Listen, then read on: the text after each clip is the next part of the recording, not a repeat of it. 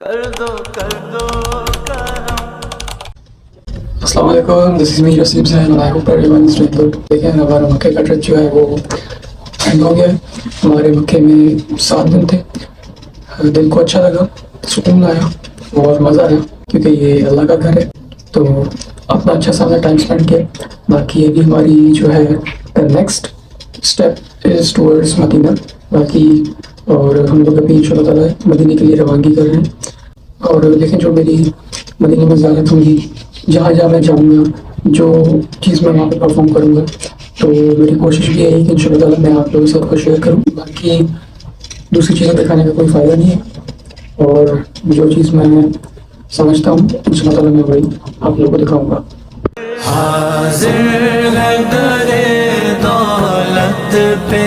अच्छा जी, हमारा जो है अभी स्पॉट है, ये हम पहुँचे हैं बदर में। हम मदीना जा रहे थे और जो ये बीच में हमारी ज़ियारत है बदर में, मैं आपको दिखाता हूँ। अच्छा, ये जो मैदान आप देख रहे हैं ये है मैदान बदर, जहाँ पे इस्लाम की सबसे पहली जंग बदर हुई थी। और ये जंग मुसलमान और कुरैश के दरमियान हुई थी, जिसमें मुसलमानों ने कुरैश से फ़तह हासिल की। अच्छा जी, जंग बदर की हिस्ट्री तो बहुत बड़ी है और वो मैं इंशाल्लाह आपको अगली वीडियो में समझाऊंगा। लेकिन इस वीडियो में मैं आपको ये बताता हूँ कि जहाँ पे मेरी उंगली जा रही है उधर, और उस साइड पे जहाँ पे अभी बिल्डिंग्स बनी हुई है उनके पीछे कच्चे मकान बने हुए ईंटों से। यानी कि जब हुजूर सल्लल्लाहु अलैहि वसल्लम के टाइम पे जो लोग वहाँ पे रहते थे, तो उन वक्त की जो है कंस्ट्रक्शन वहाँ पे दिखाई गई है कि किस तरह से वहाँ पे कच्चे और पत्थरों वाले घरों में लोग रहते थे। वहीं पर ही मौजूद ये है मस्जिद अरीश, और ये जगह जहाँ आप देख रहे हैं छोटी सी कब्र नुमा टाइप, और इसके ऊपर पत्थर रखे हुए, कहते हैं ये है अबू जहल की कब्र। इस जंग में अबू जहल को कत्ल किया गया था और यही इनकी कब्र बना दी गई। और ये है वो कब्रिस्तान जहाँ पे 13 शहीद मुसलमानों को दफन कर दिया गया, और ये वो शहीद मुसलमान हैं जो कि जंग बदर में मारे गए। और हाँ, ये बात मुझे कंफर्म नहीं है कि जो शोहदा की तादाद थी क्या वो 13 थी या 14। और ये है शोहदा स्ट्रीट, जो 13 या 14 मुसलमान जंग में शहीद हो गए उनके यहाँ नाम भी लिखे हुए हैं। और ये जो जगह आप देख रहे हैं जो कि काफ़ी सुनसान सी लग रही है, और वाकई सुनसान सी भी थी क्योंकि वहाँ पे बहुत ही कम गाड़ियाँ थी। खैर, मैं बात कर रहा हूँ इस जगह की, और ये जगह है बीर शिफा। अब बीर शिफा क्या है उसकी भी एक हिस्ट्री है, सो मैं वो आपको भी अगली वीडियो में समझाऊँगा। तो ये है बीर शिफा का कुआं। वैसे कुआं तो थोड़ा आगे है, लेकिन यहाँ से आप बीर शिफा का पानी आसानी से निकाल सकते हैं। मैंने भी अपनी बोतल में बीर शिफा का पानी भरा, और वो मैं अपने घर, अपने पाकिस्तान, अपने मुल्क में भी लाया हूँ, और सबको थोड़ा थोड़ा करके मैंने बहुत लोगों को बांटा भी है। और ये है वो बीर शिफा का पानी जिसके अंदर हमारे नबी का, हमारे रसूल का लौब मुबारक मिला हुआ है। और ये है वो कुआं, और यहाँ से कुछ पाइप डाले गए हैं जहाँ से पानी निकल के इस जगह पे जाता है, और यहाँ पे एक नल भी लगा हुआ है जिसकी वजह से आप पानी आसानी से निकाल सकते हैं। हमारा अगला जो स्टॉप था वो था बीर रूहा, एंड एज आई सेड वो भी मैं आपको अगली वीडियो में समझाऊंगा। तो यहाँ पे बहुत सारे लोग अपने पाँव धो रहे थे, बर्तन धो रहे थे, हाथ मुँह धो रहे थे, और कुछ तो वज़ू भी कर रहे थे। लेकिन मुझे नहीं पता कि क्या वो करना सही था या नहीं, और मैंने भी इस पानी से अपना वज़ू किया, और ये पानी भी बीर शिफा की तरह मैं भर के अपने घर पे लाया। चलिए, शुक्र अल्हम्दुलिल्लाह, हमारी जो जर्नी थी मक्का से मदीना तक वो कंप्लीट हो गई है, पूरी हो गई है, और इस वक्त मैं मौजूद हूँ भी मदीना में।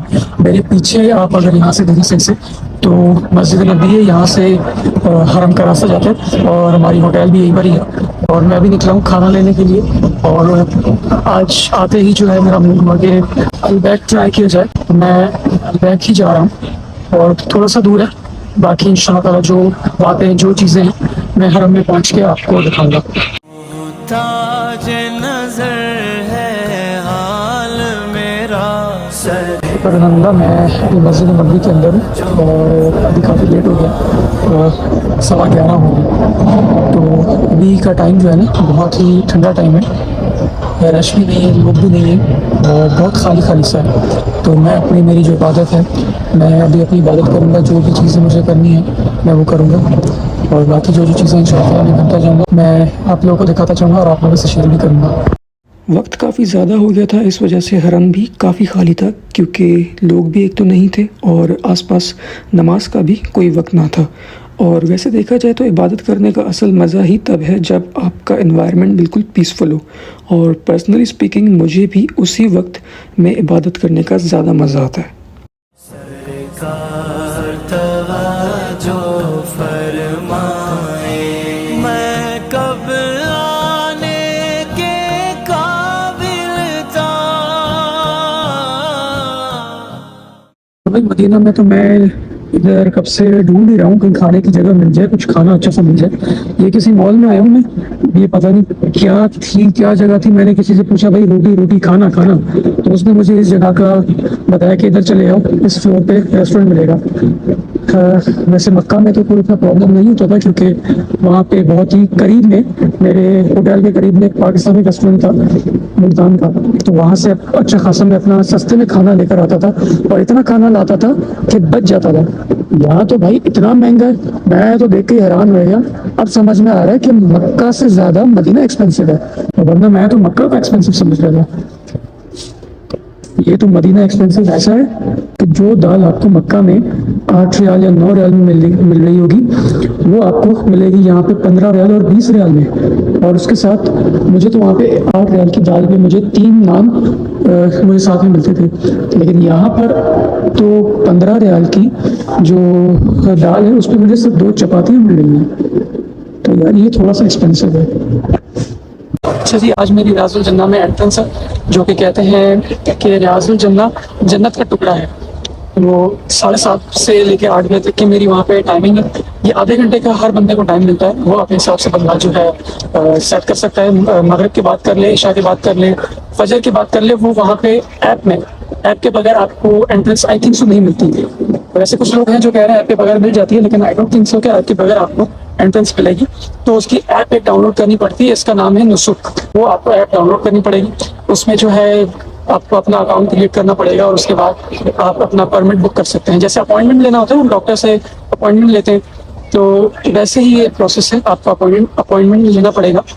اور اس کے بعد جو ہے آج میری 7:30 بجے سے لے کے 8 بجے تک کا میرا ٹائم ہے، لیکن مجھے تھوڑا سا پہلے جانا پڑے گا، یعنی کہ 7:15 تک مجھے اس گیٹ تک پہنچنا پڑے گا.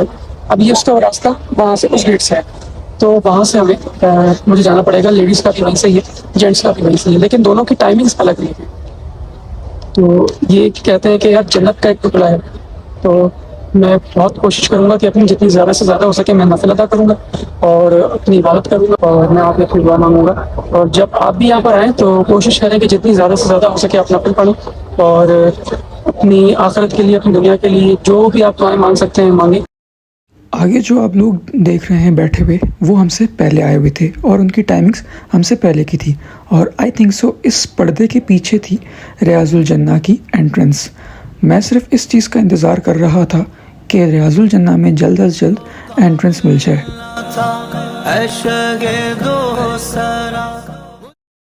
اور یہ ہے ریاض الجنہ کی انٹرنس، اور سب لوگوں کی مجھے ملا کے صرف توجہ زیادہ تر موبائل میں ویڈیو ریکارڈنگ کی تھی.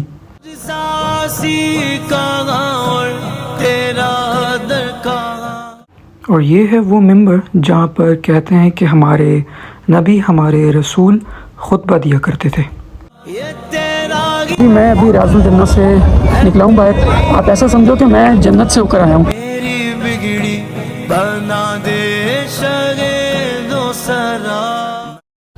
اچھا جی، آج میں کوشش کروں گا کہ روزہ رسول پہ اپنی حاضری پیش کروں اور وہاں پہ سلام پیش کروں. تو اب مجھے یہ نہیں پتا کہ اس کا گیٹ کہاں پر ہے، اس کی انٹرنس کہاں پر ہے، لیکن کسی سے پوچھوں گا، کوئی نہ کوئی تو اللہ کا بندہ بتا ہی دے گا.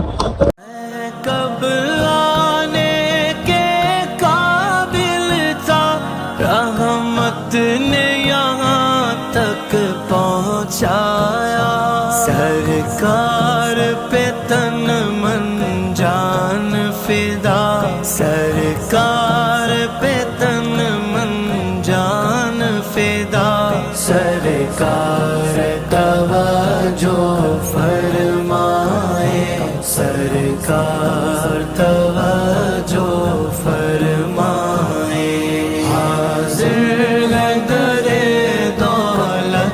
पे गदा करम हो या रसूल रोज़ा रसूल पे हाज़िरी भी होगी और सलाम भी पेश करें, और दुआ यही है कि सलाम और हाज़िरी दोनों कबूल हों।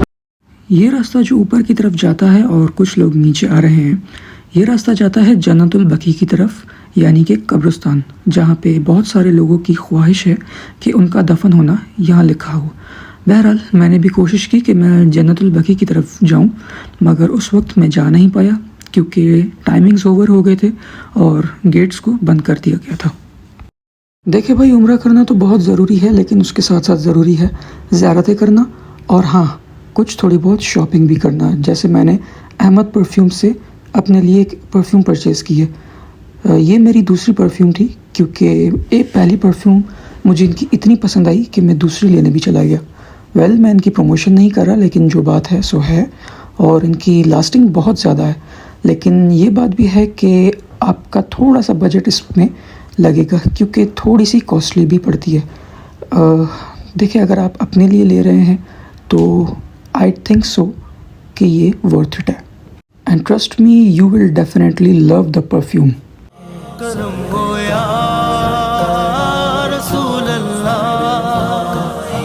मैं करके सितम अपनी जान पर, मैं करके सितम। हमारे ट्रिप का ये लास्ट डे था इन मदीना, और इस दिन हमने कुछ ज़ियारतें भी की थी। कब्र करने की कोशिश की। याद रखिएगा, ये जंग बदर का बदला लेने के लिए इस जगह पे रखी गई। जंग बदर में हिंदा नामी औरत के बाप और भाई को 70 काफिरों के साथ कत्ल कर दिया गया था और एक कुएं में फेंक दिया गया था।